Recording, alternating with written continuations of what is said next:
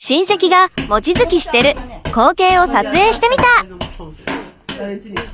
君の中にある赤と青き線、それらが結ばれるのは真の像。